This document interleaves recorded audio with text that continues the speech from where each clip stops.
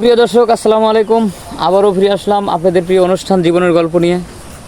আমরা এখন জানতে চাই যে মেয়েটি আমাদের ক্যামেরার সামনে আছে খুবই অসহায় এবং এতিম একটি মেয়ে, তো তার কাছ থেকেই তার জীবনের গল্প শুনবো। এখন আমরা তাকে প্রশ্ন করব। আপু আসসালামু আলাইকুম, কেমন আছো? ওয়ালাইকুম আসসালাম। আসসালামু আলাইকুম। জি আলহামদুলিল্লাহ, আমি ভালো আছি। আপনারা? আলহামদুলিল্লাহ, আমরা সবাই ভালো আছি। তো আমার প্রথম প্রশ্ন হচ্ছে, তোমার নাম কি, তোমার বাড়ি কোথায় এবং তোমার পরিবারে কে কে আছে? জি, আমার নাম মোসাম্মদ লাবণ্য আক্তার, আমার বাড়ি জামালপুর সরিষাবাড়ি। আর আমার ফ্যামিলিতে মা এবং আমরা 3 ভাই বোন আছি, আমি বড় আর 2 জন ছোট। আচ্ছা, 3 ভাই বোন। বোন কয়জন আর ভাই কয়জন? 2 বোন 1 ভাই। 2 বোন 1 ভাই। বড় কে, ভাই না বোন? আমি বড়, তারপরে ভাই, তারপর বোন। তোমার এই পরিবারটা কে চালায়, তুমি চালাও না তোমার মা চালায়? এখন বর্তমানে আমার আম্মু চালাইতেছে। কিভাবে চালায়? আম্মু দর্জির কাজ করে। দর্জির কাজ করে। জি। মাসিক আয় কত? জানে সংসার চলে যায়। তাতে কত আনুমানিক কত টাকা আয়? আসে নিজেদের বাড়ি তো, খাওয়া দাওয়ার টাকাটা আসে অন্তত 5,000 না 7,000 এরকম একটা আনুমানিক আছে না? হ্যাঁ, এরকমটাই হয়, 5 থেকে 6,000 টাকা আসে। নিজের বাড়ি ভাড়া দাও না? আচ্ছা, এতে মোটামুটিভাবে চলে যায়, 5-6 হাজার টাকা আসে, এতে চলে যায়। জি। যাই হোক, এখন আমাদের ক্যামেরার সামনে আসার মূল কারণ কি? এখন কোনো সাহায্য সহায়তার জন্য, না চাকরির জন্য, না হচ্ছে বিয়ে শাদী করবে এরকম? এখানে আসার মূল কারণ হচ্ছে আমি বিয়ে শাদির জন্যই আসছি। তো আমার এর আগে একবার বিয়ে ঠিক হয়েছিল, সেটা যৌতুকের জন্য ভেঙে গেছে। তো আমার ইচ্ছা যে আমি এমন একজনকে বিয়ে করব যৌতুক ছাড়া, মানে যে আমার থেকে কোনো কিছু নিবে না, কোনো কিছু চাইবে না, আচ্ছা যার কারণে আপনাদের কাছে আসা। আচ্ছা, কেমন স্বামী চাচ্ছ? রিক্সাওয়ালা, না মাঠে কাজ করে, না চাকরিজীবী, না প্রবাসী? সে যেমনই হোক, সে প্রবাসে থাকুক কিংবা বাংলাদেশে থাকুক, তাতে আমার কোনো সমস্যা নেই।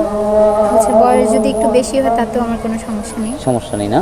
না যদি বউ থাকে তাও সমস্যা নেই? না, যদি মানুষটা ভালো হয় বা সঠিক হয় আর কি, মানে আমি তো বলছি যে আমার কাছে কোনো চাওয়া পাওয়া থাকবে না, আচ্ছা। তাহলেই হয়।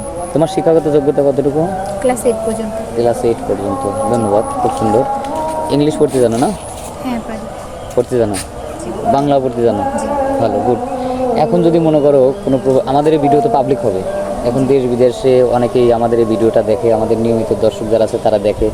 এখন এমনও হতে পারে তার বয়স 40 থেকে 45, কর্মব্যস্ততার কারণে, যে কোনো কারণেই হোক, তার বয়সটা বেড়ে গেছে, বিয়ে করতে পারে না, তোমাকে পছন্দ করেছে। তো সেক্ষেত্রে তুমি কি সম্মতি আছো? হ্যাঁ, রাজি আছি। যাই হোক, আমরা আর স্কিপ বাড়াবো না।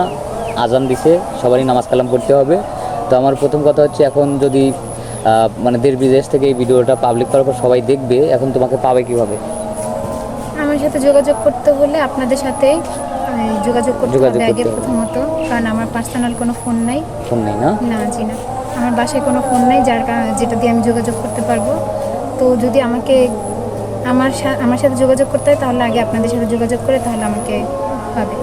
কোনো ফোনই নাই? বাটন ফোনও নাই? জি না। আরে, আগের ভিডিও করার পর কোনো সাড়া আসে নাই? না। আরে, একটা বাটন ফোনও নাই? এই যুগে তো যে ফকির ভিক্ষুক সে তো একটা বাটন ফোন কেনে, তাও নেই? একটা ফোন ছিল, ফোনটা নষ্ট হয়ে গেছে বৃষ্টির পানিতে পড়ে। যাই হোক, নষ্ট হয়ে গেছে, মানে এখন কেনার মতো সমর্থ নাই। 3 বেলা তো ঠিক মতো খাই দিব না, কিনবে কিভাবে? হ্যাঁ, জি। মানে 100 টাকা হলে দেওয়া যায় যে 1 পিস চাইল হয়। হ্যাঁ, এটাই আমাদের জন্য 100 টাকাই অনেক। অনেক কিছু। একটা ফোন কিনতে গেলে এখন অনেক মানে টাফ তোমাদের জন্য আর্থিক সমস্যা, ঠিক আছে না?